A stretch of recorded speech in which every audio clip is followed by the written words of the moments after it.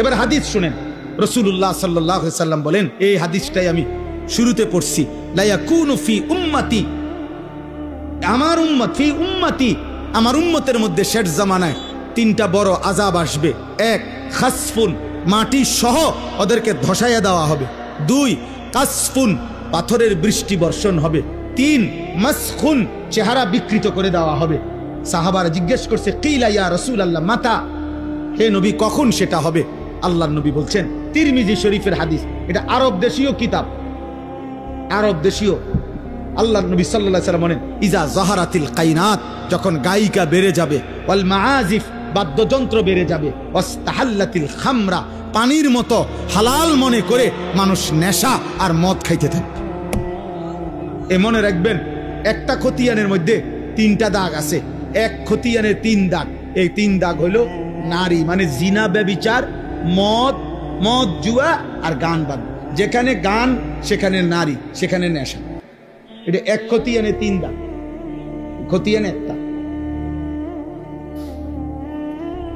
এই তিন জিনিস একসাথে।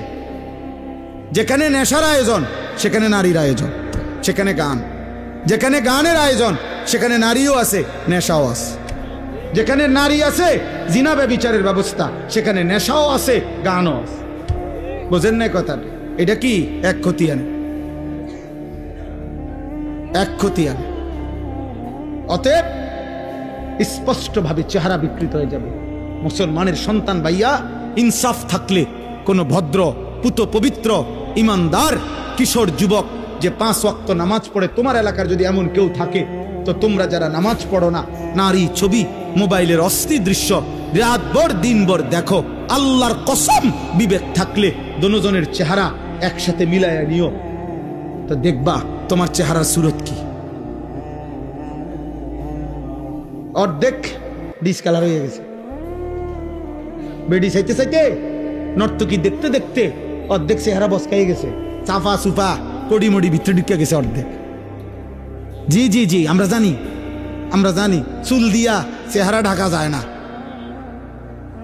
চুল আরো লম্বা করলেও চেহারা ঢাকবে না। এই জন্য তো তোমার ইবলিসে আগেই বলে দিছে, দুষ্ট শয়তানের অনুসারীরা, যে তোমারে কাম দিলাম, এমন করবা, চুল ফিরাইবা। আচ্ছা, আমার একবারে বেশি চিন্তা লাগে এটা, এই যে বেশি রাইতে হয়ে গেছে, এরপর আপনাদের একটা জিগাই আর আমরা অপসরা সিজন, আমরা একটা জিগাই। আচ্ছা বলেন, যে এইখানে বৈশা যদি একটা লোক এইখানে দাঁড়াইয়া নিজের এই হাতটাকে এমন করে,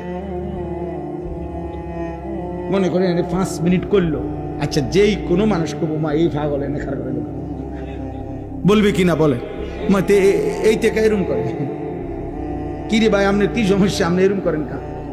তা তুমি কে এরম করো ভাইয়া? তুমি চুলেটার এমন করো কেন? তোমারে কোন মাতালে এই বুদ্ধি দিল যে এটা ফ্যাশন? এটা তো তোমার একটা আকাম ধরাই দিল,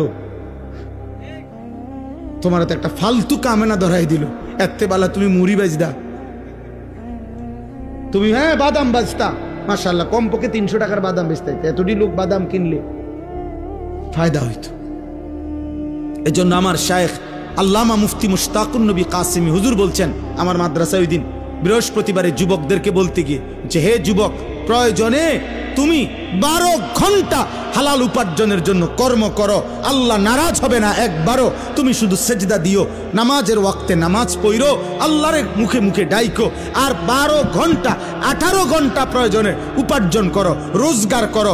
রোজগার করে যদি তুমি 1000 কোটি টাকার মালিক হও, হালাল উপার্জন করে, খোদার কসম আল্লাহ নারাজ হবে না, নারাজ হবে না, নারাজ হবে না। তুমি উপার্জন করো, তুমি মারি কাটো বেটা, কিছু একটা করো। 18 বছর বয়সের যুবক এত অপদার্থ হয় কেমনে যে টোটো টোটো করে ঘুরে?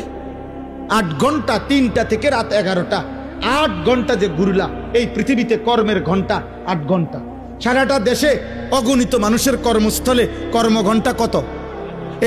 8 ঘন্টার ডিউটিতে 40,000 টাকা বেতন পায়। এই 8 ঘন্টার ডিউটিতে 1 লক্ষ টাকা বেতন পায়। এই 8 ঘন্টার ডিউটিতে গার্মেন্টস চলে, মেল চলে, ফ্যাক্টরি চলে, সমস্ত সরকারি প্রতিষ্ঠানগুলোতে সকাল 8টা থেকে বিকাল 4টা পর্যন্ত 8 ঘন্টার ডিউটি হয় না? তাইলে 8 ঘন্টায় তো রাষ্ট্র চলে, 8 ঘন্টায় তো পৃথিবী চলে, তুমি কেমনে 8 ঘন্টা আড্ডা দিয়ে শেষ করে দিলা? বলো না ভাই, একজন ভাই বলো, একজন যুবক বলো, করছোটা কি বাবা? করছোটা কি? কেউ জানে না পৃথিবীর কখনকার কোন জায়গার মানচিত্র কখন উল্টে যায়। সুদান সম্পর্কে কেউ ভাবে নাই এমন নির্মম একজন মানুষ, একজন কসাই, একজন ব্যক্তি তার জঘন্য কিছু অনুসারী নিয়ে এভাবে বনি আদমকে জবাই করে ফেলবে, কেউ জানতো না। কিন্তু রক্তের বন্যা বহায় দিছে, রক্তের বন্যা বহায় দিছে। অতএব দোস্ত, তোমার আমার বাবা বিদেশ অথবা উপার্জন করে, অতএব আজীবন মৃত্যু পর্যন্ত আমাদের জীবনের কোনো অসুবিধা হবে না, এই নিরাপত্তা কে দিল বাপ? কে দিল?